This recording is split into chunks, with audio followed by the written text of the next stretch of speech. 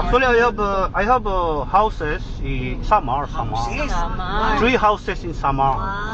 You already invest in ano, that's nice. Yeah, 3 houses in For your Samar. future Yeah, future, yeah. Yeah. Do you know Samar? Samar is a province, Oh, yeah. yeah. I have 3 houses there.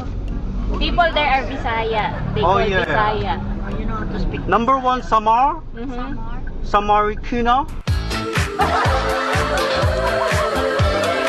Samarilao. Eh, Samaril Oh, Bukay. patay. Na-pirated tayo nito.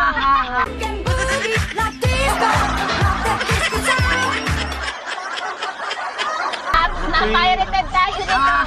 Yeah, 3 houses there. You got us there. It's a prank. Yeah. It's a prank. Actually, it's only a joke. It's okay. It's okay. As we're funny as well.